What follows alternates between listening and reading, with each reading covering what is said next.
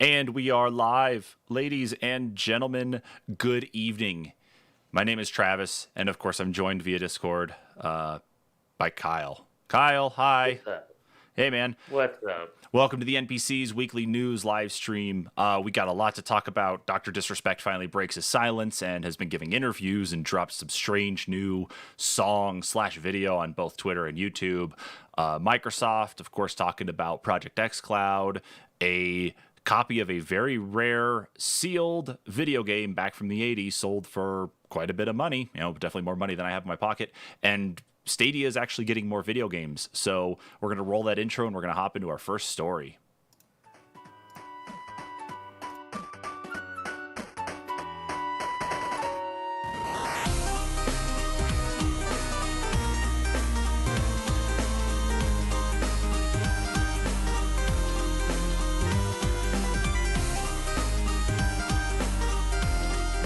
All right, so let's go ahead and hop in here to our first story, and this comes to us from PC Gamer. PC Gamer and Washington Post and several other different outlets actually did interviews with Dr. Disrespect, talking about his Twitch ban, the rumors, and his future. After weeks of silence, Dr. Disrespect Beam discusses about his Twitch ban and what's next. Get rid of that pop-up ad.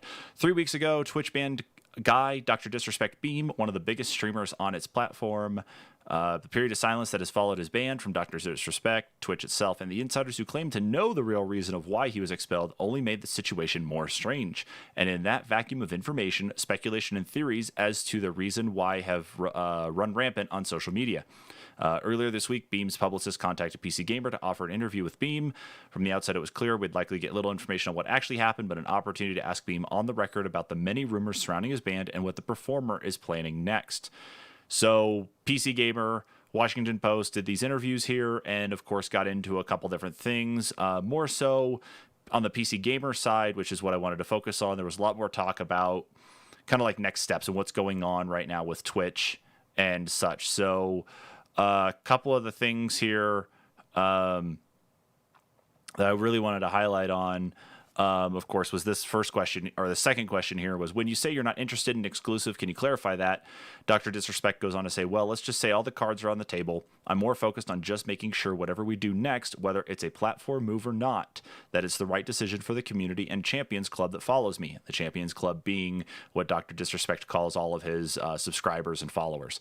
And that makes sense to what I want to continue to accomplish with this character in terms of taking things to the next level, and whether it's streaming or outside of streaming. So it's just being conscientious of that decision. So apparently in a follow-up email, Beam clarified he is considering streaming independently on his champions.gg or championsclub.gg website, in addition to other big options like YouTube or Facebook. So his championsclub.gg website is his merch store right now, which ever since he opened that store about 2 weeks before everything went down, he actually sold out of all of his merchandise. So in reality, it's just showing you what you could have bought.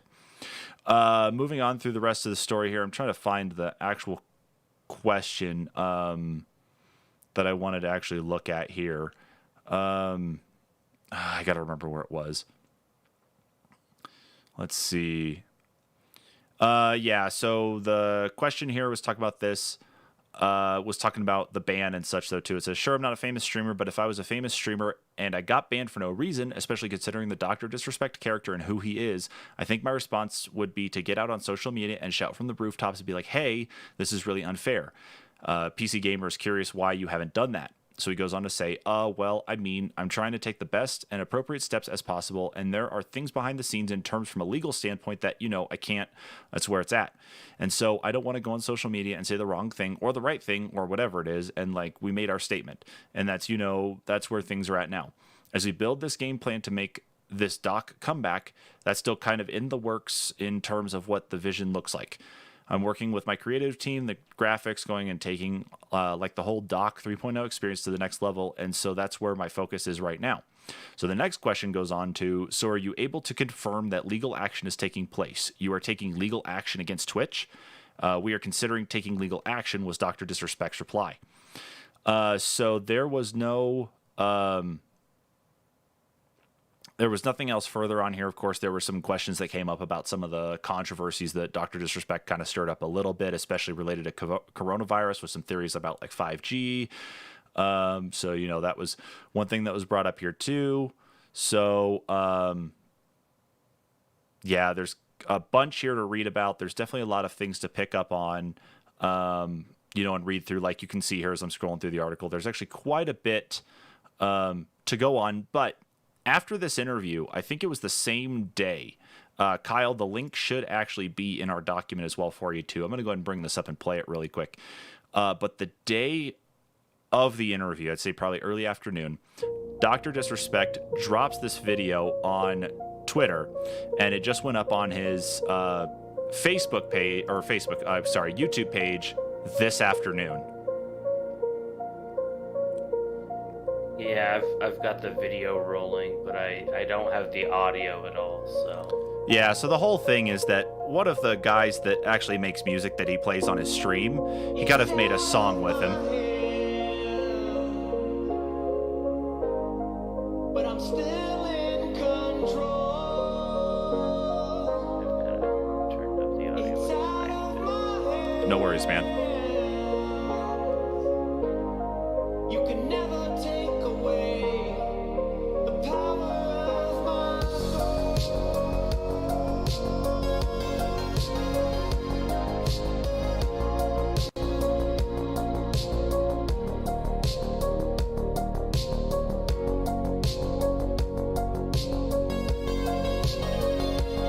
Looks kind of like a channel intro song almost. Yeah, that's the big thing here is that it really comes across that way here.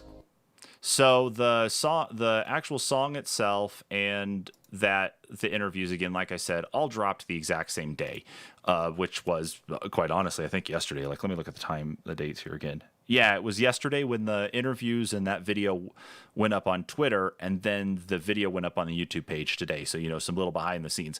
But the whole point of that video looks like is more to specify that Dr. Disrespect is really trying to take control of his brand instead of, like it said in the interview there, is to remove the exclusivity that, you know, a lot of people thought were the greatest and best thing out there, with, you know, Shroud and Ninja having gone to Mixer. We know where Mixer's at right now, you know, making all that money to dedicate their streaming 100% to that platform. Dr. Disrespect, of course, signed the contract several months ago for Twitch for a very large sum of money. We've got contracts, of course, that went out for Facebook Gaming, for YouTube Live, all of that. And so I think what happened is whatever, you know, happened here anyway, though, too, is, and why he got canned, we won't know at least for some time. But, you know, he's basically, it looks like the way everything comes out is that he's saying he's going to be basically a free agent, I guess, if you want to consider that description. So very cryptic, at least in the song, you know, not a I don't know. Like I said, the video, it almost seems like it's almost leading up to like a channel reveal or something, but maybe there's a possibility that it's to like you said, reveal his own branding, to, you know, open up his own channel to, you know, be, you know, his own thing, you know, not right. part of YouTube and whatnot, but it's just kind of him giving a, hey, what's up, you know, kind of edging people in and making people curious. So agreed, because either way he goes, you know, he's definitely got a big following anyway, and so of course when he comes back, he's going to come back stronger than ever and make a shit ton of money. Okay, so yeah, so having that exclusivity out of the way and being able to do whatever he needs to do, so be it. I don't know if we'll ever hear exactly what the mystery is surrounding Twitch. Kyle, you're exactly right. Of course, the song sounds like something that you'd hear in the intro of a stream of some kind as well, too.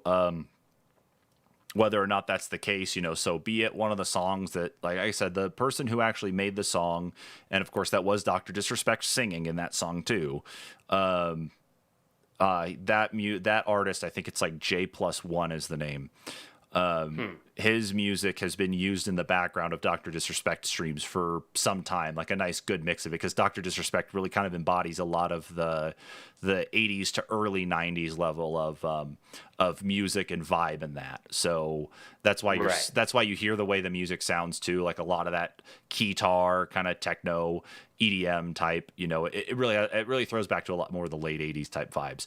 So so we don't know what's happening still anyway. Of course, there's a couple different interviews. The two I'd recommend is go back to the PC Gamer one and read more there, and then make sure to also look at the Washington Post one too, because the Washington Post one doesn't really get into a lot of the granular gaming specific stuff, like a lot of the hard hitting. I think the Washington Post just, of course, it's Dr. Disrespect. I don't think they were going to pass up an interview anyway with it being such a weird story. But I'd say those are probably the two to read. They're all over the place on other spots, but that's what we'd recommend. Next story, of course, here on the list comes to us from GameSpot. This one, of course, fresh off the presses today. PlayStation 5 pre-order date will be announced ahead of time, Sony says. I feel like that's a big duh. The PlayStation 5 is set to release at the end of the year, and if you're interested in snagging one, you can sign up for the PlayStation 5 pre-order notifications now. Sony revealed the PlayStation 5 for the first time in a reveal event last month. Along with a slew of next-generation games that will release on the console, the company gave us our first look at the PlayStation 5 itself and revealed several of its first-party accessories. Unfortunately, Sony still hasn't announced the PS5's price or release date, so PS5 pre-orders haven't gone live yet. It's unclear when we'll hear more, but in a recent stream focused on the DualSense controller, Sony's Senior Vice President of Marketing, Eric Lempel, made clear that gamers will be given ample warning before pre-orders go live. So expect Sony to announce a specific date and time for PS5 pre-orders well ahead of the time. The listings won't just go live one day without warning. Of course, we'll include the information here once it's announced. So GameSpot, of course, and all the other ones will share out that information, of course. And for those of us who actually follow Sony on all the different social medias, I'm sure we'll see the same thing too. But I don't know why this needed to even be discussed in the first place, though. It's like, I feel like with the way things are, especially with as big of a console coming up too, both for the Xbox and the PlayStation, there would be ample warning for when pre-orders are here. I can't imagine them trying to create a mad rush or anything to do so. It just seems like such a waste of energy to do it. Yeah, I was kind of trying to scroll down further in the article to see if there was anything else, because I had seen another article, and I might still have it on my phone, but it had pointed out that Sony had actually increased production by 50% of the PlayStation 5. Yep. And so they really want this to be available to the public, especially during the times. Exactly. After we saw the shortages of consoles when the pandemic started, when, Switches were the biggest one to disappear, PlayStations as well, too. I mean, my sister got a hold of me because she's like, which console should I get, the PlayStation 4 or the Switch? Told her to get a Switch. Of course, they were all gone, and she was able to find one more PlayStation 4 Pro. And sure enough, that's what she ended up with. And even since then, consoles have been hard to come by. So, well, even I had mentioned in a message to you that console prices, even though that a lot of production is being cut off now for the previous gen consoles to focus on the next gen, the prices have been driven back up to what they were in 2016. So you're seeing, the Pros and the Xbox One X's go, near full price or at full price of, their launch. Mm-hmm. And it's just insane. And even the pre-owned consoles, you're only saving $50. And they were, you think back down to the holidays, and right after the holidays, they still didn't kind of go back to normal pricing. They still focused on that low pricing. It was almost like they were trying to push, what units they didn't have and finish the production line so they could get this handled ahead of time. Mm-hmm. And yeah, it's they didn't learn their lesson. But I think the problem is, though, of course, is that I think even though they didn't learn their lesson, I think the global pandemic would have messed things up anyway. I think regardless of how they handled pricing and that, I think there still were going to be issues. But I also think the fact that they're increasing their production also correlates with the fact that both consoles are launching in such close proximity. Probably is you want to make sure that you're on the right side of everything to say, well, we have more consoles available to help everybody out, or at least to sell, Right. if the other one's not available. I'm sure Microsoft, with all of their uh, hardware manufacturing partners in that, will probably have ample supply as well too. I can't imagine there being a shortage on consoles, at least in the same vein as we've seen with the pandemic right now. But it's one of those things, again, we just have to look out and see, because the problem we run into, especially with new console releases, is resellers, is the people who go and buy X amount of consoles at a time and resell, the one, they keep the one for themselves and then resell the others for what, a $200 to $300 markup, if not more. Oh yeah. Oh yeah. Yeah, so we're gonna be And seeing a lot of that. another thing, I think them saying that they'll have ample time and that they'll have pre-orders available. This is also them testing the waters, but also not totally announcing we've got pre-orders available and it's going to be available this date. It's almost like they're saying they're going to be available, we'll announce it, but I mean, maybe Xbox will say something first. So yeah, no kidding. Maybe what we'll end up with here too is, if they do end up with an overabundance of them, is that, maybe we'll start to see more of like the sales going on, not necessarily immediately, but maybe we'll also see like bundles as well too that show up. Because if you Yeah, think of that- like your big box, like not your big box stores, but your warehouse ones, like Costco and Sam's Club, yeah, Costco, yeah. yeah, where it's the big blister pack where it's got the PlayStation, it's got the console inside it, and then it's got a couple extra controllers and a game or two, and then some of the not Right. necessarily kooky accessories, but more of the Like a charge dock or something. exactly, like not necessarily the best charge dock, but yeah, exactly that, maybe a headset or something. Yeah, it's a big bundle. I could see a lot more of that possibly happening with the XS than just standalone consoles, though, too. But again, because PlayStation 5 and Xbox Series X do not have official release dates, official prices, or even the pre-order dates either, everything's up in the air. So who knows? Maybe we could get the date tomorrow. Maybe we can get the date next week. Hell, even while I'm talking, we could get the fucking date. Who knows what's going to happen? Right. Yeah. So, know as much as we do. We'll keep an eye out on it, and of course, when it comes up, we'll report on it. But let's go ahead and move in here to our next story. And Kyle, I'm gonna let you run with this one, dude. This one comes to us from The Verge. Microsoft to launch xCloud streaming free with Xbox Game Pass Ultimate in September. xCloud will get a new name and some bigger ambitions. Kyle, let's talk about Game Pass and xCloud. What's going on? Yeah, Microsoft is planning to launch its game streaming service, currently known as Project xCloud, free to paying Xbox Game Pass Ultimate subscribers in September. The xCloud service will allow Xbox players to play games on mobile devices and even start a game on their consoles and resume it on their phone or tablet. Xbox Game Pass Ultimate combines Xbox Live Access and Xbox Game Pass subscription, and starting in September, xCloud game streaming in a single $14.99 month subscription.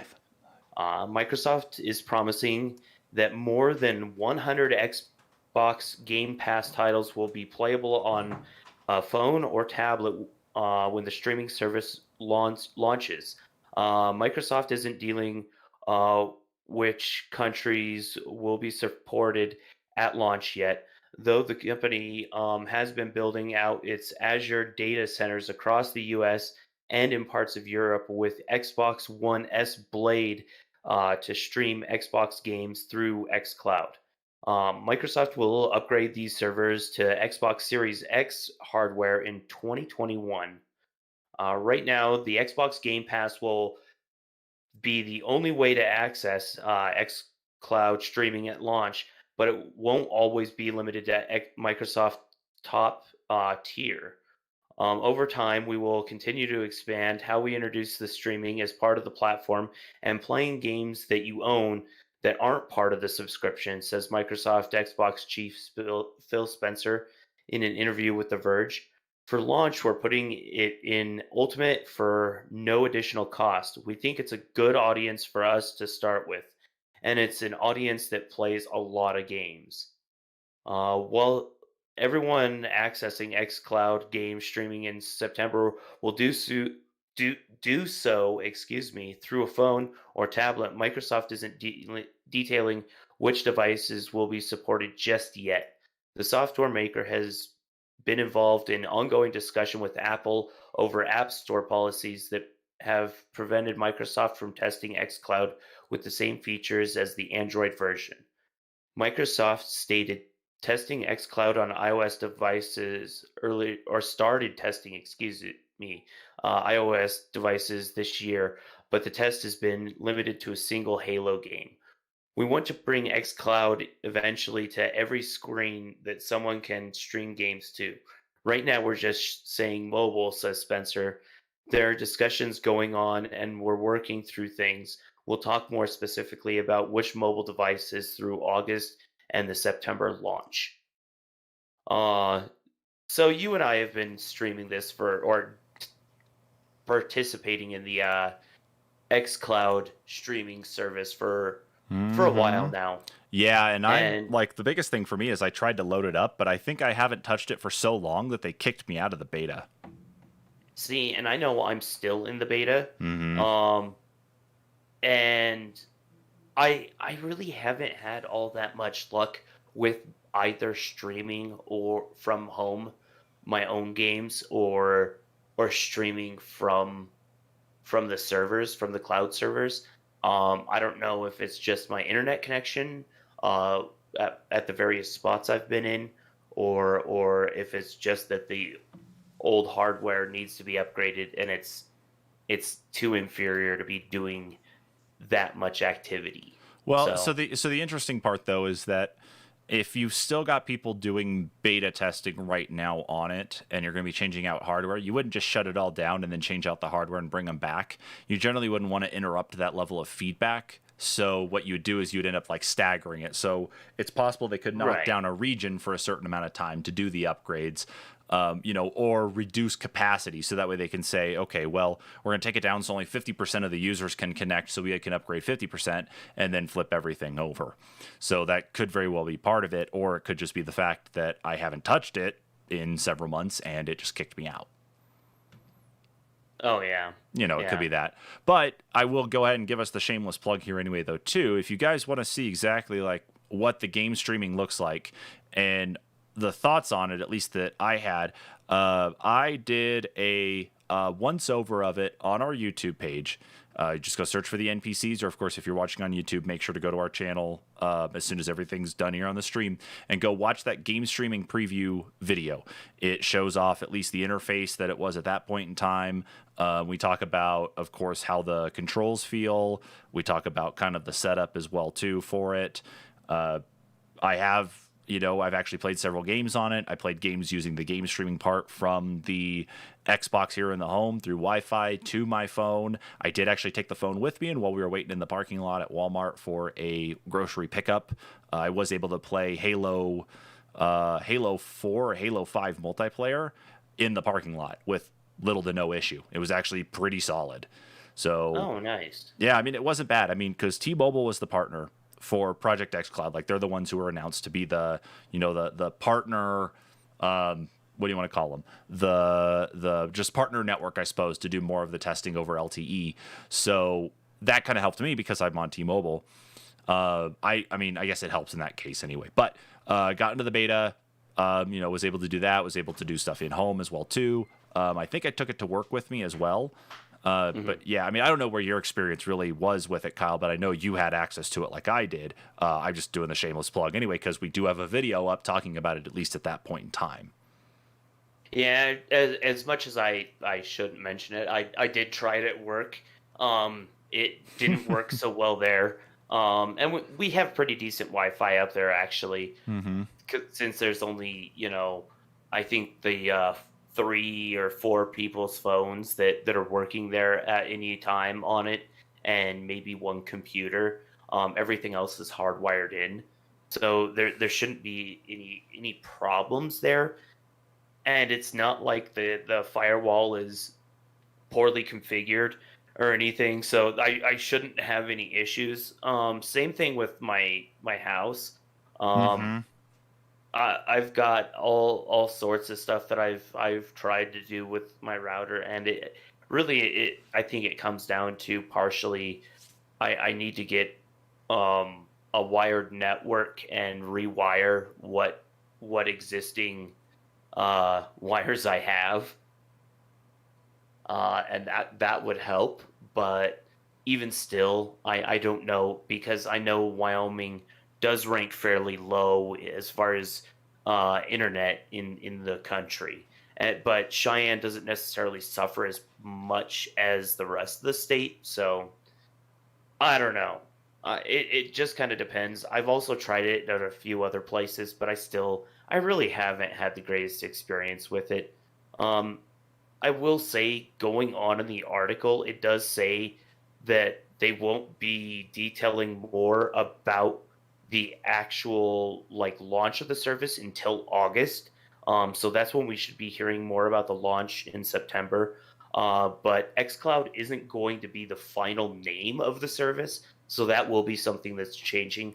And I think that is something to do with the restructuring of the Game Pass Ultimate. And I Could will be. touch on that here in just a second. But beyond the launch plans, they do want to go to more devices.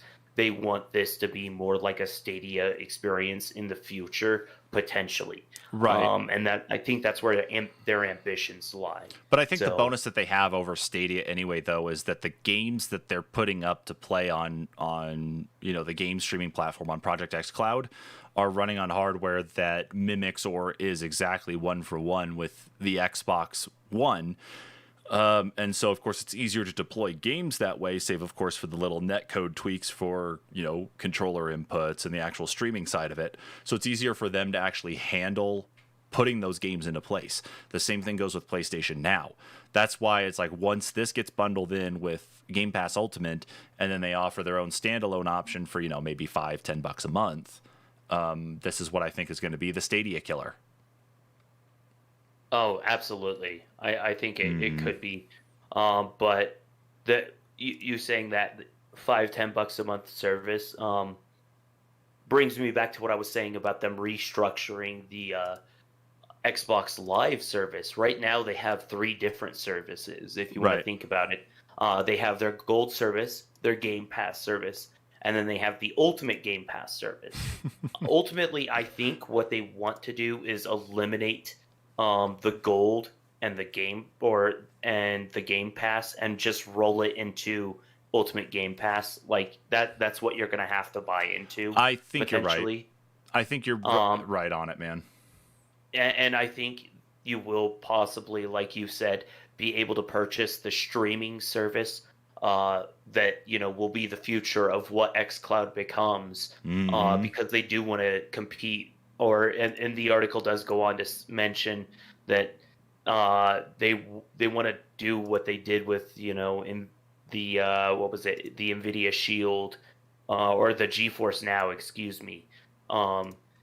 But Mhm. without the problem that GeForce Now had with publishers, and that's one of the reasons that they're leaning more into the Game Pass side of it.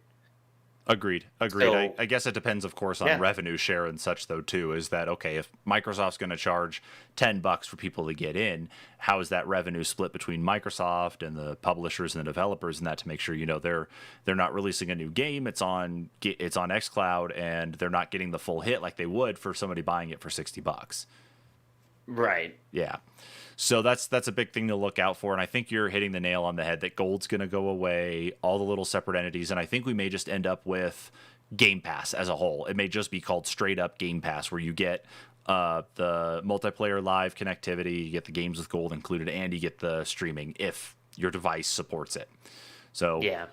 And big I, ones. I had even heard a rumor that on the Microsoft site, um, I don't know about through the console, but I had heard through their website that they had taken down the ability to buy like 1 year subscriptions. Hmm. So that could possibly be a red flag that this is going to lean into a restructuring that we'll probably see in either the upcoming uh, uh, the upcoming stream that they've got, on the Right. 23rd or the one in August.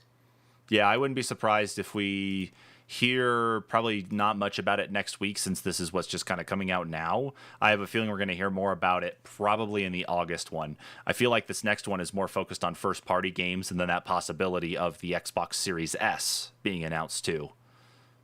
Right. Yeah.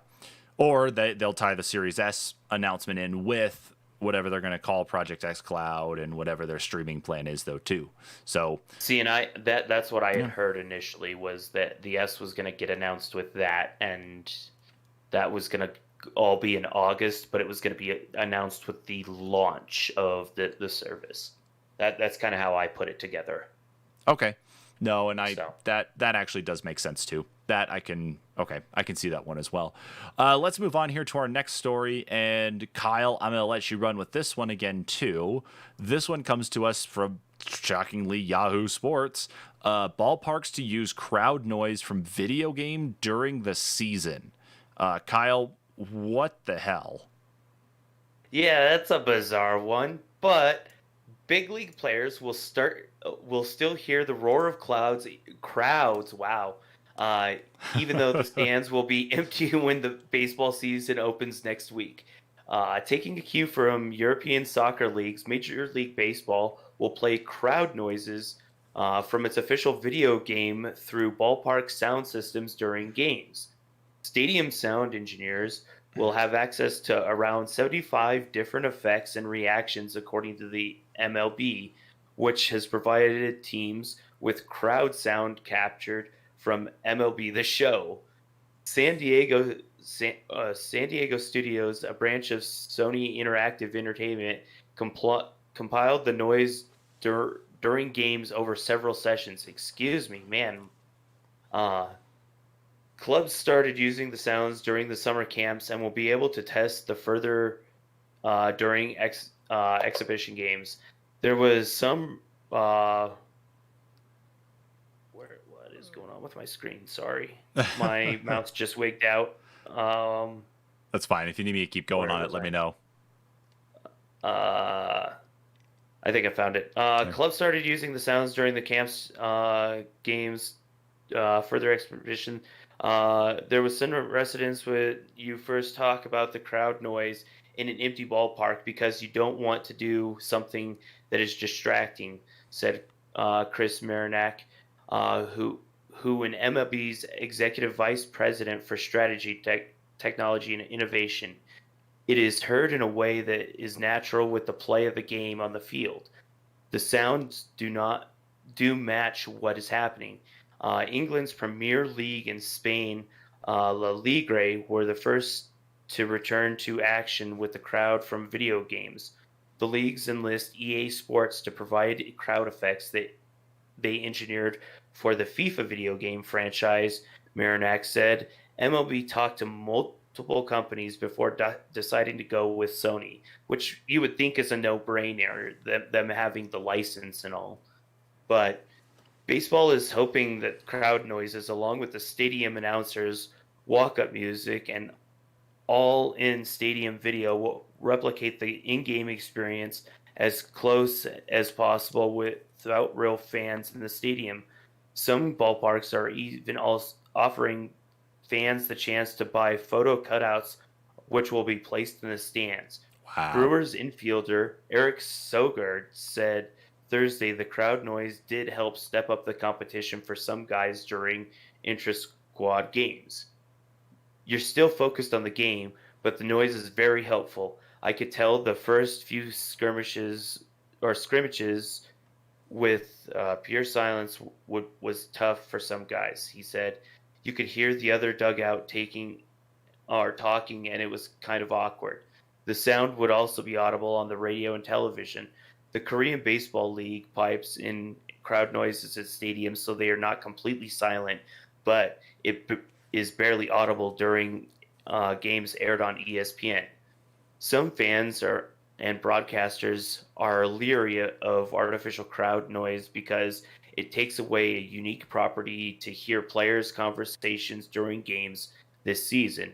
Alex Rodriguez noted during an ESPN conference call that the only time fans hear that type of interaction is if they go to spring training workouts. ESPN announcer Matt Vesgarian, um, Vesgersian, I don't know, Sure. I butchered his name, is hopeful there still might be some sort of audio sweet spot to provide a little bit of everything. I think it still allows us to capture some of that and still make the view experience from feel right at home, he said. I can't wait to hear what we hear.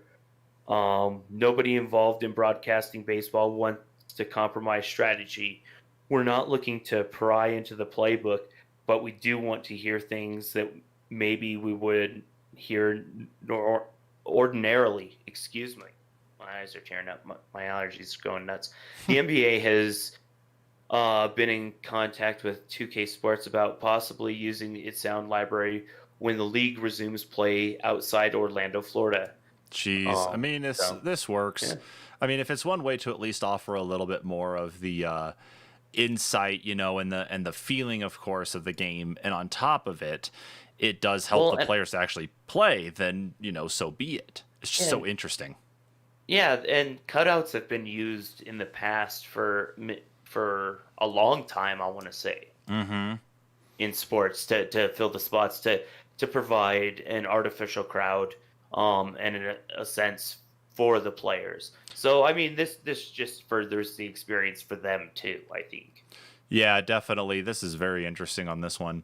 If it helps though, that's going to be, I think, a big thing for the teams anyway. It is definitely one thing to kind of help fill that in. I think where it's going to help probably more is for those who listen to baseball on the radio, because of course, obviously you can't see the game anyway, but I think if you get the cheering and so on, it kind of helps to maybe put the mind at ease a little bit to kind of think back to, pre-COVID-19. It's cool though. It's kind of neat. It's funny. It's just because it's something that's like, oh wow, really, you're going to do that? It's something you don't think about, but I get it. It's very understood. So yeah. So hey, speaking of more sports, Kyle, why don't you talk about this next one too? Tell us here. Yeah, just kind of a quick blurb. Let's talk about EA and Washington Redskins. Yeah, EA is quickly working to change Washington NFL team name in Madden NFL 21, following the Redskins' decision to change its name and logo earlier this week. And this was actually just posted earlier today. So, Electronics Arts has decided to pull all references to Washington Redskins' name and logo from the upcoming Madden NFL 21 game release next month. The move follows the landmark decision from team leadership earlier this week to change the Redskins' name and overhaul its brand in response to years of protest and criticism from activists and corporate sponsors over the racist history. The news of EA's plans to update Madden for its August 25th release was first reported by Kotaku on Friday. We are pleased to see Washington's decision to change their team name and visual identity, an EA spokesperson confirms to The Verge. We are quickly working to update Madden NFL to feature a generic Washington team while we wait final word on updated team name and logo design.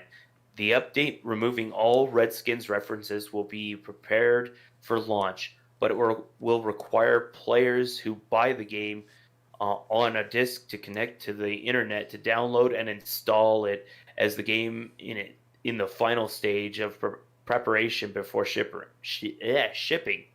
Wow, me and the trip ups tonight. No kidding, man. It's all good. Keep going. Changes to the name and logo will come via title updates that download automatically. The first changes will be available to our EA Access players and will include audio commentary updates, motion graphics, and presentation updates, stadium art, environments, crowd gear, and signature updates, and uniform updates. The EA spokesperson adds, players may continue to see outdated Washington references in other areas of the game at launch, but we are committed to removing all of those from the game in addition to So the title update's coming shortly after launch. So Good deal on you, EA. I guess it really does make sense, at least on this one. it's really cool them- that they're moving so quick. Yeah, I think for them to not do it, obviously, of course, is an issue, but that's another thing that would be talked about anyway. But the fact that at least they can do it and just have some sort of generic Washington team in there that necessarily, because playing the game anyway, it's not necessarily about the identity of the team per se. It's about more of the stats of the player and the players at whole.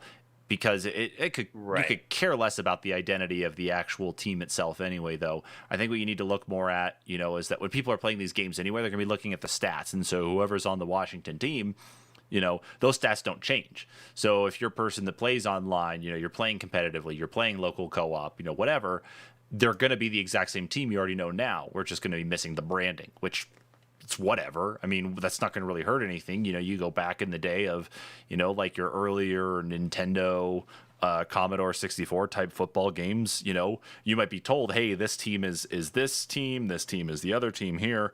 But the graphics were so bad anyway, being, 8-bit, 16-bit, that you weren't going to see logos. You might get some color to say, okay, well, this team is this team, this team's this one. You weren't going to get that. So, in reality, it doesn't matter. I want to say, even in didn't they re-release Tecmo Bowl as part of the NES mini console? They very well could have. And I believe that didn't have any branding of teams because obviously Nintendo no longer has a license to do so. But the original game did have some licensing, I want to say. Right, and see, again, it even with that part said, it doesn't really matter on here, is the fact that it's if they're getting rid of the identity and and that's not going to be them anymore, then EA changing makes absolute sense. And then the other side of it, of course, though, too, depends, I guess, on royalties and other things as well anyway. But the logo's going away, so I don't know what about ownership and anything as is. So, for EA to go ahead and make these changes, that's cool. And of course, it even said in the article that you have to be online to get the changes because they're at the point now of actually printing the game. The only people who are going to get to enjoy playing as the actual Washington Redskins, as the Redskins, are going to be those who don't connect to online. But for anybody who plays Madden and doesn't connect online, especially nowadays, that seems a little odd. So, I'm sure there'll probably be people who play like, oh, okay, I want to see this, and then boom, it's gone, unless they uninstall the updates from their console after X amount of time and, go back to it. But whatever, that's up to them. Right. God, we're so full of sports stories tonight, sports video game stories. Let's just round it up here with the last sports game story for the evening. This is not the last story for the evening, but just the last one regarding sports. This one comes to us from Eurogamer and says Konami will not release a full PES 2021 season update to be sold instead while development switches engines. Konami has called off its expected plan to launch a full version of PES 2021 to focus on a full next-gen version due next year. A season update to PES 2020 will be sold instead, Konami explained, for an affordable anniversary price.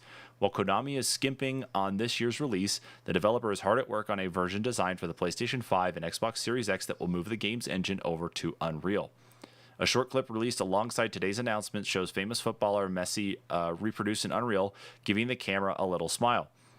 The title is being developed with an updated engine that will enable us to dazzle you with staggering improvements to all areas of the game, Konami wrote of next year's effort.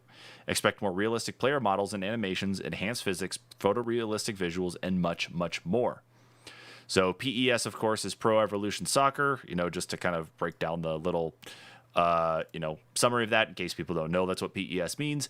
But yeah, so besides EA holding on to the license for FIFA, Konami, of course, does their own soccer game too with the Pro Evolution Soccer series.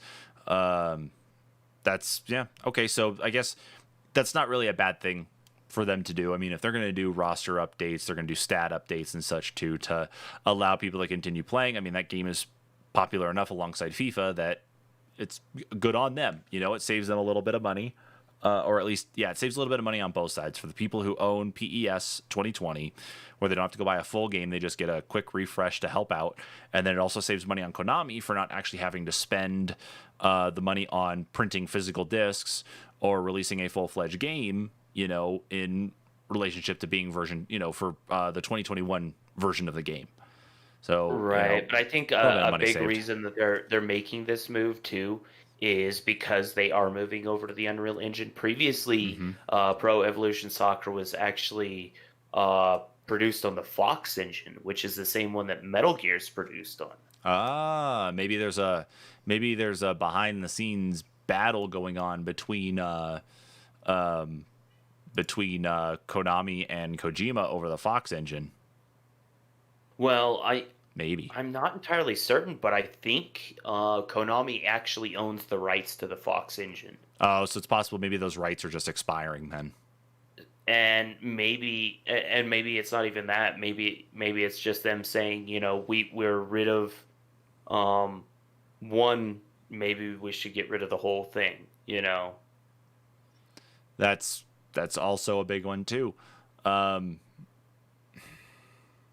I don't know. I just really think the license is probably because when did Kojima and Konami split ways? Like that had to be 5, maybe between 5 and 10 years, at least. No, it wasn't that long ago. It was more like between 2 and 4 years, I want to say. Just let's see. Let's see. Because you gotta remember, Death Stranding was his first solo game. December 15th, 2015. Oh, so 5 years. Yeah, so 5 years ago. So I was going to say it's like 5-10 years it's been, because you look at how much time it took for development of Death Stranding, Very true. Yeah. Very true. Yeah. So it's probably all licensing related, I think. I think they just lost it, which means that Konami loses it. They go to Unreal, which Unreal, of course, is pretty reasonable in their prices anyway. So it makes sense, especially with as big of a push as we've seen in the past few news roundups we've done talking about how, Unreal Engine 5 is being really pushed heavily on the PlayStation 5 side.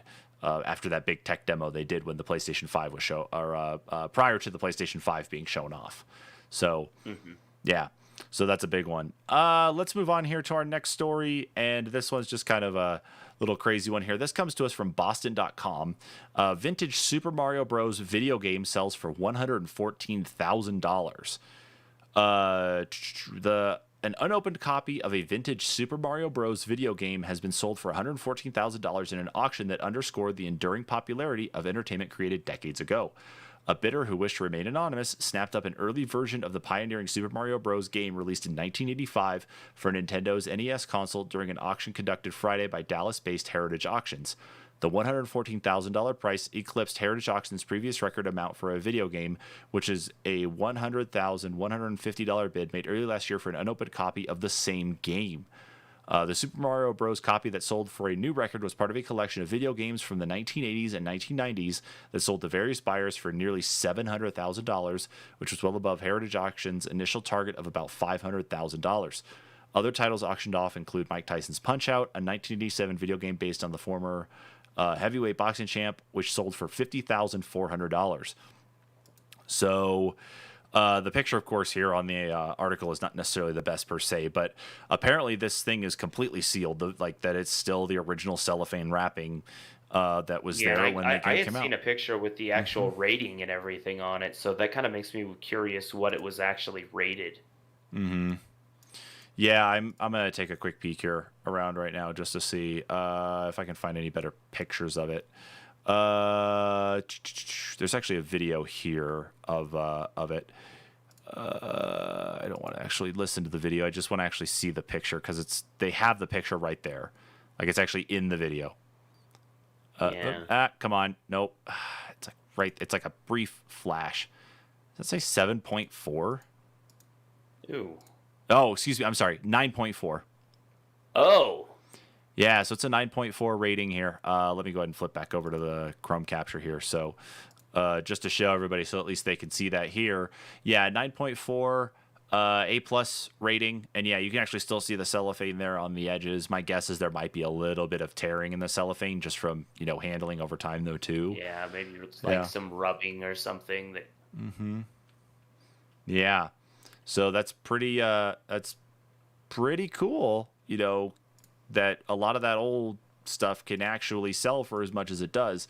The only big thing though, of course, is the value, of course, is whatever it's like whatever you set to it. Like, I've got, I don't know why this is on the ground here next to me, but like I've got in my hand here, it's not complete. I've got a Optimus Prime voice changing helmet from the first Transformers movie that came out in the summer of 2008. It's missing the headpiece here in that too, but obviously I could put this up to market for, let's say $2,000, but I know I'm not going to get it. So the value, of course, is in the eyes of those who actually want to purchase this shit, and they'll spend whatever money they need to. And of course, for something like Super Mario Bros, that's going to be a lot of freaking money, especially for a sealed copy like that. And it's never going to be opened. Yeah. And as we get on, because what is it? It's the 35th anniversary of Mario this year, right? Yeah.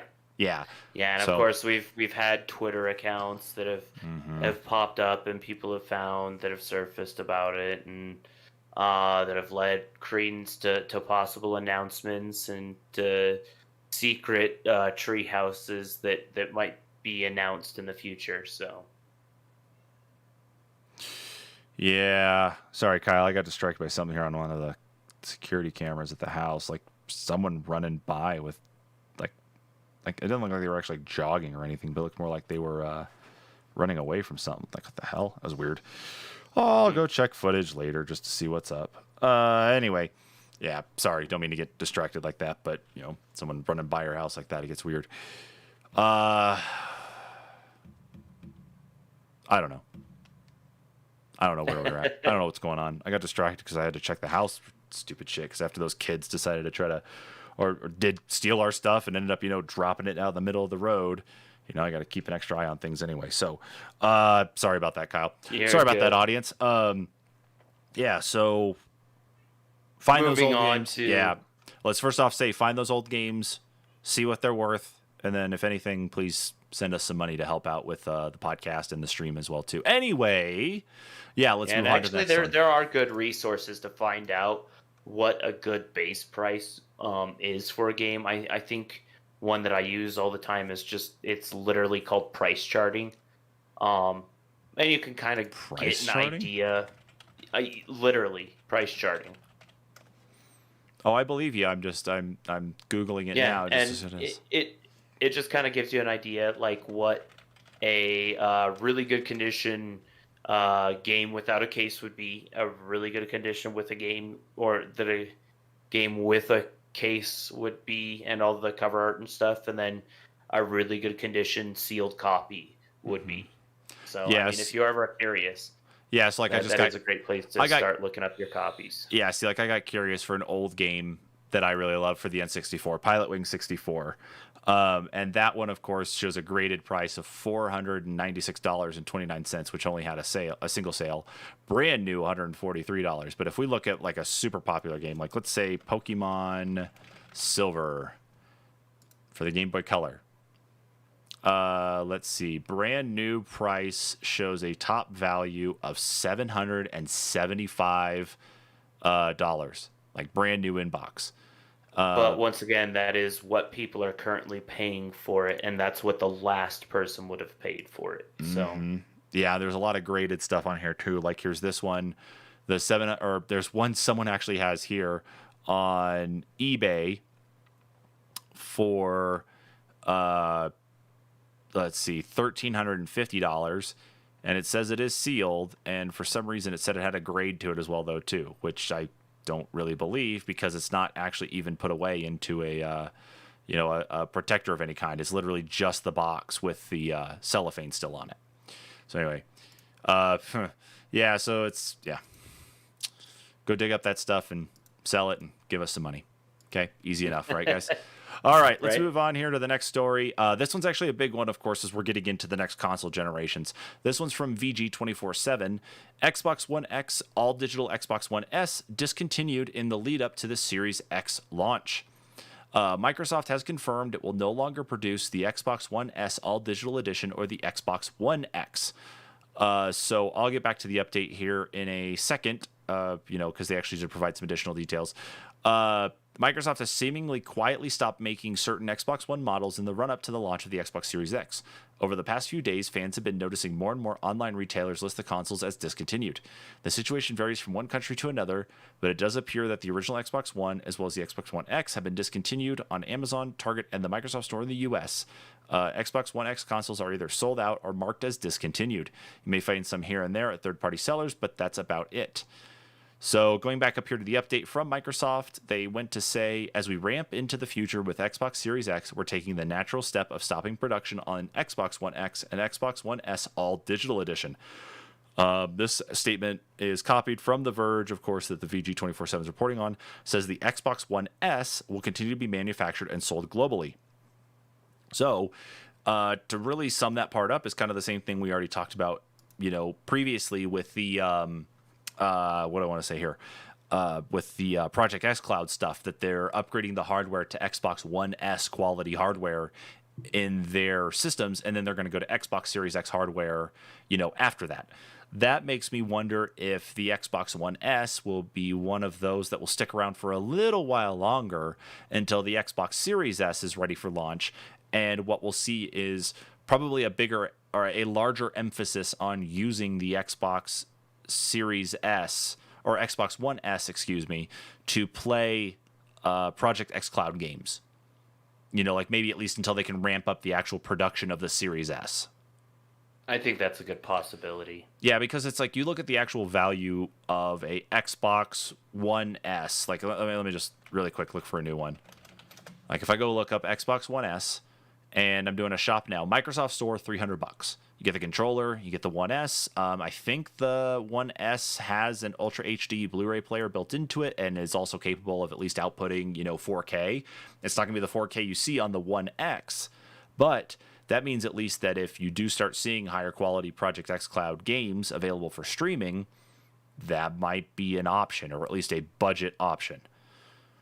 Which makes me think that if they do release the Series S, if we're talking about that being $300 and the possibility of the Series X being $600, we'll probably see the Series S somewhere in between those two prices. Maybe like $450, like what we'd see a normal launch console price. Yeah. So I think that's actually probably what's going to happen. It's a good entry point for people, and then the Series or the One S will go the way of the others. Yeah. Yeah. I think that's a good assumption, actually. Mm-hmm. So, moving on into the world of the physical space again. Man, I don't know how we ordered these stories the right way, but sure enough, we did. This story comes to us from Ars Technica. Microsoft Flight Simulator will spread across 10 DVDs. 90-gigabyte package is a drop in the bucket compared to the game's cloud streaming data. European players who want to play Microsoft's upcoming Flight Simulator reboot next month will be able to buy a physical edition of the game that is spread across a massive 10 dual-layered DVDs. The retail package comes courtesy of the simulation add-on specialist at Aerosoft, which announced the publishing partnership with Microsoft and developer Asobo earlier this week. That physical package, which Aerosoft says should cost very close to the price you pay Microsoft for the digital edition, will include over 90 gigabytes of data, the bulk of which are graphical assets for the airplanes and detailed ground scenery in the game. After installing the game from those discs, players will still be encouraged to download updated files or update files to the simulation itself, as well as stream copious cloud-based data like high-res sat photos, geographic details, and live weather updates for an even higher level of realism. This is very much a simulator that depends on the cloud if you want to use it for its full potential. Aerosoft community manager Matthijs Koch wrote in a forum thread discussing the physical edition. If you use the sim offline, you get a world that looks a lot better than Prepared 3D or X-Plane, but you will miss the full high-def coverage of the world with a photo base and all that goes with it, correctly placed trees, etc. He added later. Including all that streamable data in a physical package would mean not 10 DVDs, but thousands of DVDs. Despite all the online exclusive data, though, Calc added that the box version makes it possible for people on a slower internet connection to get the sim installed without downloading the content, so the simulator is in every way 100% the same. The box retail version just gets you a nice box, printed manual, and about 90 gigs you do not have to download, which I gotta say, with that picture there, I would buy it. I would buy a physical copy of Flight Simulator. I think that actually is a nice looking, little setup for it. Heck yeah. Yeah, and honestly, if that becomes an American option, I may end up having to do that. I'm not limited by my internet connection here, but that's pretty cool. I like that. And of course, one thing to consider too with the DVD format on this is Blu-ray really didn't take off on PCs like it did on the console. And I think that's specifically because the consoles also offered a way to have a in-home Blu-ray player without the actual purchase of a Blu-ray player or the purchase of a surround sound that had a Blu-ray player included into it.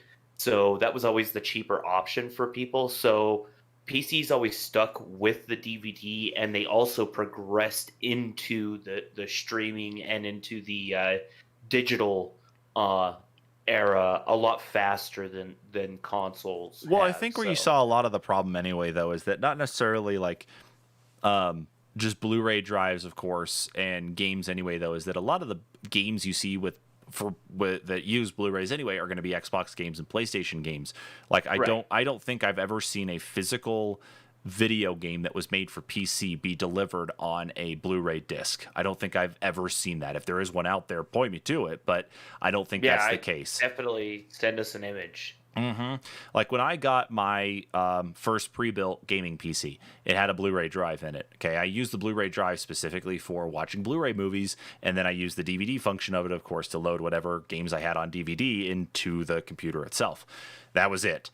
But the fact that you can buy a DVD reader writer, USB plug-in one for, like, the article actually goes on to talk about, like, you buy one off of Amazon for like $20-$30 and it'd be a really good one, then those of us with gaming PCs who don't have a disk drive in them, like, my computer here that I'm streaming on now, it makes it that much easier. And then you've got that for other things that you might need it for, though, too. So this I like. I think the actual cost of this game and actually seeing the printed one here that's pretty cool.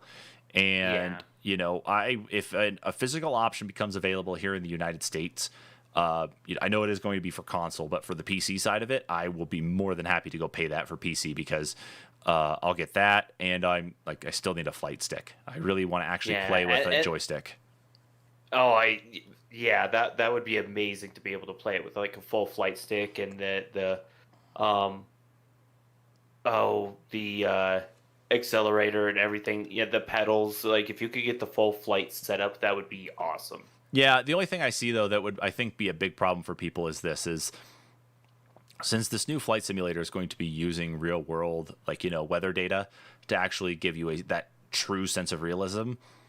I do not look forward to getting into a game and seeing the mass of people that decide to fly down to the Gulf Coast during the midst of a hurricane. Right. I mean, you got to imagine the chaos going through it. It's supposed to use like real world data too, collected from satellites and collected from images from aircraft, flyover. So the game is going to be very, very intensive on your computer too. Yeah, I think even flying over our town is going to be fun too. It's going to be a small one.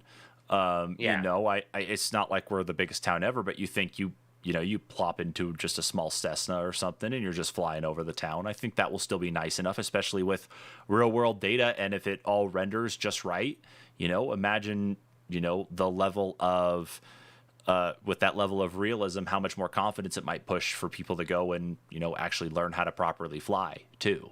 Yeah, and from what I understand, you're supposed to be able to land at pretty much every registered airport in the world. That would be cool, and then I can't wait to see how I can't wait to hear how the tweaks to air traffic control go too, because it'd be really neat to actually pick up and fly a plane from here to Denver and come back as well too, or hop around the mountains going into Laramie and that. I think that would actually be really neat. So it's a game I've been really looking forward to since since I played Flight Simulator 2003. Like, was the very first Flight Simulator game I played. And that was, I've got the Flight Simulator X for Steam, but because I don't have a joystick, playing on a keyboard is absolute shit. So that's, but I'm just really excited for Flight Sim. Really and truly, it's one of those things that you need the flight stick. It's really handy to have the pedals. They aren't totally necessary, but if you want the experience, you want the joystick with the accelerator and just the whole setup, and you're going to have to use the keyboard too with it if you want the actual experience. Yeah, especially I think when it comes to talking with air traffic control and so on. I think that's going to be the big one. And then, of course, any in-game chat stuff, too, I think, because you look at the way, like, an actual console is set up inside of not necessarily just a small airplane, but you're talking like your larger, like, jumbo jets, your 747s, your Airbus A320s. There's a lot of actual keystrokes that go with it, too, that you can't just replicate on an Xbox controller. So it's really cool. Let's see. What else have they talked about here? I'm just looking at some of the things here. So looks like they're actually going to be doing closed beta stuff on here. I'm actually on their website. So closed beta is tracking to release on July 30th. July 23rd, we'll be sending out invitations for closed beta participation. As a reminder, if you're already in the alpha test, you automatically receive access to closed beta. So that's kind of cool. So they're doing closed beta stuff here. I might actually have to see if I can jump on that bandwagon and check that out with them. That is definitely one I know my laptop can't handle, but more power to you, and I really hope you can get on, because this one really does tout a lot of really cool updates to the game, and it's just exciting to see something that has this level of realism, because, like you said, in the past, people have actually learned how to fly a plane and bought their own planes. Mm-hmm. Just based off of what they did off of Flight Simulator. They were able to fly their own plane, and they're pilots today. Yeah. Obviously not here in the United States, because that would never fly, if you get my drift. But yeah, I mean, it's just really cool that it's not only just a game, but it can be a tool as well. Yeah, so now it's just realistic, like incredibly realistic as well. Yeah, so good news, Kyle, that I see here, and I'm going to go ahead and flip the screen over to it, so if you're watching the stream, you can actually see it here. I'm on Microsoft's Microsoft's website I was just peeking around just to see what other information there was. This is going to be on Game Pass, which means that we'll be able to get our hands on it the day it drops. Like, no problems. Like, it says it's included with Xbox Game Pass for PC beta is just this, like, the standard version here. This is not talking about the actual, like, Xbox, like, straight up Xbox version. But if it's going to be in the Xbox Game Pass for PC, like, I'm already in this, and that means I can grab, that then really quick. And that makes me like, oh, that's cool. I just need to buy the flight stick. Oh, sweet. I might actually, because I could probably run it at minimum specs. I think at this point I need to think about buying an SSD to upgrade my laptop, because that is one of the things that I can't upgrade on this guy. Do it, man. If you have a USB Type-C connection on the actual side of your laptop, I don't know how. I know your laptop's a little older, but if you did, I'd say go spend. I do, actually. Oh, sweet. Go look at if you need the extra oomph, not just for the solid state drive, because you'll put that in your computer, but if you need the extra oomph, go look at one of those external GPU enclosures, and then go buy yourself a badass GPU that can run through USB Type-C. And you would, and then you would be able to actually have, a brand spanking new GPU that you can put into your gaming rig when you're ready to build it. But at the same time, you can actually get all that set up and start playing, some hardcore badass games. So it's a thought. Yeah. Sorry, my wife was asking me a question on something. I keep on getting distracted by my fucking phone. It doesn't help to be a husband and a dad with all the things you have to check up on and that too, and you try to separate. But sorry, guys. I know you can shame me in chat or something, Let's move on here to this next story. We're almost there, guys. We've got 2 left here for this one. I'll do this one, Kyle. I'm going to let you wrap up with the last story here on our list. Stadia announces 16 upcoming games, including Sekiro and NBA 2K21. Game streaming service Stadia has been criticized for its limited selection of games. It currently has around 60 games available for purchase, but it'll be adding 16 more, including some AAA titles by the end of the year. One major title coming to Stadia this fall is Sekiro Shadows Die Twice. Players have been clamoring for Dark Souls on Stadia, and while Sekiro isn't quite the same, it's from the same team and should satisfy your thirst for maddeningly difficult combat. Plus, Sekiro has made our best games list for both PS4 and Xbox One. Stadia subscribers should also be excited that NBA 2K21 is hitting the streaming service and other major platforms simultaneously. Usually takes a little longer for games to make it to Stadia after they've reached consoles, so it's a good sign that developers are giving Stadia a serious look. Outriders is due to hit Stadia in 2021, that'll come to other platforms at the end of 2020. Also be on the lookout this fall for Hitman 2 and 3, Super Bomberman R Online, Dead by Daylight, Serious Sam 4, and several others on Stadia. Google has also announcing new Stadia exclusive games from music game specialist Harmonix, Until Dawn Studio Supermassive, and Australian studio Uppercut Games. So they're finally starting to actually add a little bit more padding to Stadia. Interesting. Harmonix, though. So yeah, but they don't say exactly like what. Let me see if there is anything actually here in the article. It talks about. Let's see. No. Okay, so that one's VR specific. So the actual link, if you click on the Harmonix name there in the article, takes you to their PlayStation VR title. I obviously don't think that's it, because I can't imagine Stadia in VR. So there's nothing talked about, but I think maybe a music game wouldn't be too bad, because they've got to diversify Stadia. They've really got to They've got to pad the library.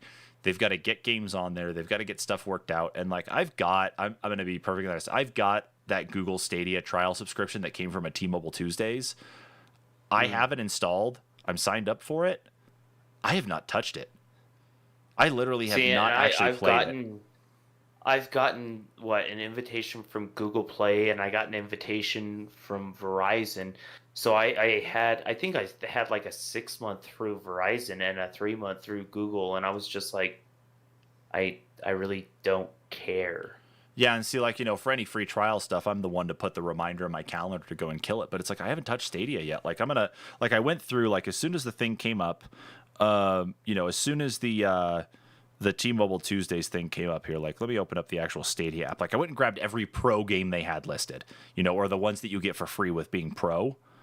So like I grabbed Panzer Dragoon, Power Rangers Battle for the Grid, Little Nightmares, Super Hot, Zombie Army, Turing Test, Get Packed, PUBG, Stacks on Stacks on Stacks, Steam World Heist, Serious Sam. I grabbed all of those ones in there, including Destiny 2. So, it's like there's a lot of big ones that I went and grabbed, but it's like I haven't played anything yet. I haven't found the value in doing anything yet with it, and I don't know. Yeah, like there's a couple other free ones in here too. Like West of Loathing is in here, and we've talked about that. Kreta Premium Edition and Orcs Must Die 3 are all free games here. So if I go in and claim them, right now, let's see. So if I claim that, that's free. But what I'm saying is that it's like I can kind of exploit this to the point that I can actually build up a little streaming library, and then as soon as it comes to the point that my little Stadia Pro thing is done, I can just go to the free tier and just play all these games. Right. So it's like, I don't know. They're padding stuff out, which looks like it's going to be really good. And I'm grateful that it's not like, okay, well, they've added these games and now we're going with this big hiatus of nothing talked about. And they're also getting into the variety of games, though, too, to offer.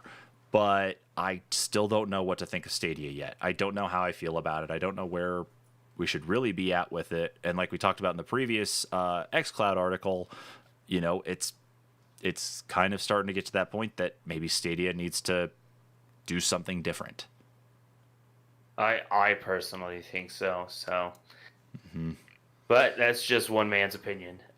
That's all right, man. I would make it 2-man opinion here because I'm right there with you. All right, Kyle, we're going to wrap up the news here with this story, and this one's actually such a fun one. I can already feel my wallet crying on it. So, Kyle, talk to us about Lego and Nintendo's next collab. Yeah, Lego's buildable Nintendo Entertainment System is a perfect storm of childhood nostalgia.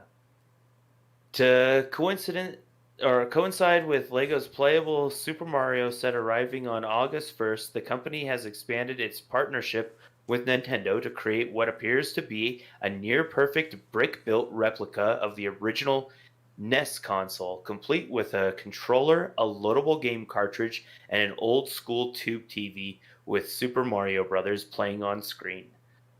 There is impressive scale and detail included in the NES, but Lego hasn't revealed official pricing for the 2,646 piece set ahead of it being available at Lego stores and Lego.com starting on August 1st.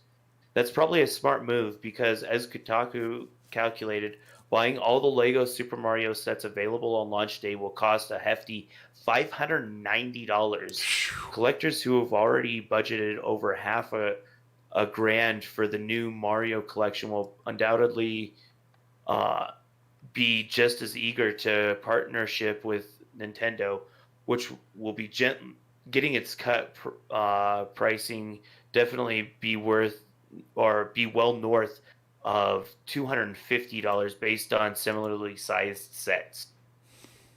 The NES is yet another addition to Nintendo's rapidly growing collection of sets specifically targeted to AFOLs, or adult fans of Legos, that come in sleek black packaging with artwork that's kept to a minimum.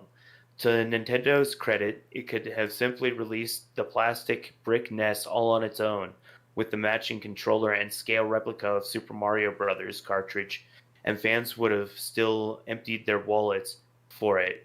But the miniature CRT TV goes above and beyond the Call of Duty, and the fact it actually recreates the first level of the game with cleverly scrolling animation is kryptonite to any formally fiscal responsible child of the 80s. Ha! And this is very true. Yeah. Looking at the GIF image at the top, I was just like, oh my god, that is so much cooler than the initial images that I saw. Yeah, so I'm going to see if I can find the actual video of this here, see if it's actually on Nintendo's site here showing it off. But while you're doing that, I'll go ahead and finish off the article. Go ahead, for man. those who've thrown caution to the wind and decided that Lego's new interactive Super Mario and the NES are more important than paying rent or their mortgage in August, the two sets actually interact, which is a good way to justify grabbing both. If you place the interactive Mario atop the NES TV, the figure will play Super Mario Brothers theme song and all the corresponding sound effects as the on-screen Mario jumps, collects power-ups, and squashes baddies. The set will exclusively be available through LEGO's physical store and the company's online store for the duration of 2020, but starting in 2021, the NES will be more widely available from other retailers as well. yeah, so what And it does actually say it was updated that the Lego website officially lists the Nintendo Entertainment System with the price set at $230. Yeah, so I was trying to find the actual sound effect part because what you do is it's that giant. I think you had said that right. Is that it was the giant Lego Mario that they came out with, the one with the LCD screen in its chest. Yeah. You plop that on top, and what it does is as you actually traverse through the game, and you're actually like using the little click wheel thing to actually move Mario around and jump on things, it matches the sound one for one where Mario's at. And there is a video out there. I don't know if it's this video I'm showing right now from the Lego store, but it's so cool just to see that it kind of lines up like that. But I'm thinking, though, probably what'll happen, like it said actually in the article about, or not in the article, but the screenshot that Kotaku had, is that it talked about, if they were going to release other cartridges, kind of like a collector's value thing. What I actually see happening is the instructions for the cartridge, of course, will get out anyway. And that what people will probably do is start actually, buying the individual pieces or going through their own collection of individual pieces, and will ultimately, build their own cartridges up and then, print off a a sticker or something to go over to make it look like a cartridge. Like I could see people getting like, gold Lego bricks if there's enough of them to make a Legend of Zelda cart, or, go back to like, some other stuff like, Teenage Mutant Ninja Turtles or Double Dragon. God, there's a lot that we can name off. I could definitely see that. Yeah, but I think that'd be cool from a collector standpoint to be able just to actually have that. Oh, there's the sound. Yeah, that's so cool. Yeah, see, that is neat. I didn't think their video was actually going to show that part there, but about the only thing that I think would be a little bit more neat is if they found a way, and obviously they can't for purposes of it being a Lego kids toy that, or maybe they could, that they could make the light on the Nest power up. I think that would be super cool. I see a lot of like modders doing that. What I actually see, and I was talking with my kid about this because I showed him the set, and of course, once he saw the price, he's like, okay, maybe I don't want that as much, but I still want it. Is I could actually see them hollowing out the inside of it so that way it's the actual NES shell, in Lego form, but putting the NES Classic inside it. That would be really cool. Yeah, because I could see a lot of modders doing that, and very easily. Well, especially those who understand, who actually can do some soldering and hooking up some new wires, because you could just take the red light from the front of the NES Classic and just run it up there to a clear Lego brick in the front to actually do the exact same thing. So you give the impression, you basically mod a Lego NES to act like a real NES, say for the cartridge insert part. And there would probably be a lot of people that do that, and it's absolutely. It's such a cool looking collector's piece that I want it. Like I think that'd actually be a really neat thing to have on the shelf. $250 is just so much. Like I understand for what it is and how many pieces it comes with and what it means, but a lot of the Nintendo stuff has been really like priced out to just not be viable as like a regular purchase for anybody. I could honestly probably see some people using the NES as a shell also, just for a like Raspberry Pi possibly. That too, because the Raspberry Pi board and the NES Classic and Super NES Classic boards are relatively the same size, if not smaller, once you get them out of a case anyway. So right. That's also not out of the realm of possibility either, that they could find which bricks to remove, which bricks to to change around so that way it all fits. Because what you're gonna have to look at is, can they retain the actual spring mechanism that's used to load the cartridge in the NES, the Lego NES.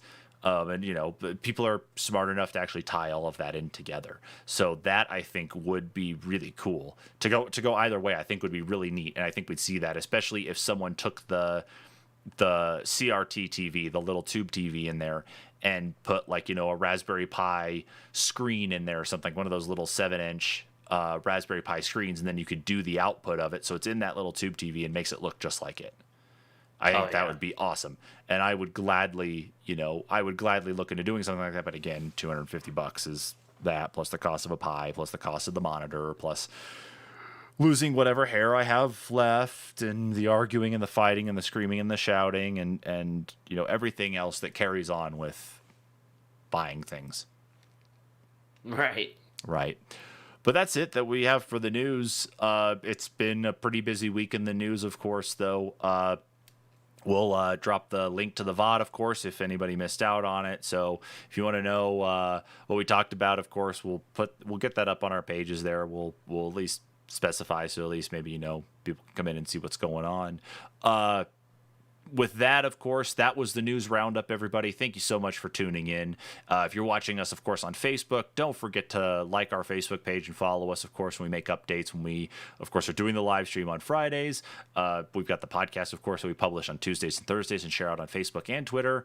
Find us on Twitter at the NPCs Podcast as well. Or if you're watching on YouTube, make sure to hit that subscribe button. Make sure to hit that notification bell. We do apologize, of course. Videos have been kind of weak for us as of late. Not that we're not playing video games, but you know how life is. But you get there, of course, you'll at least know when we go live with the news roundup, and of course we can actually get together to start doing some streaming as well too. So Kyle, thanks again for joining me as always, dude. Absolutely. And to all of you, of course, we will catch you guys all later. Thanks again. Bye.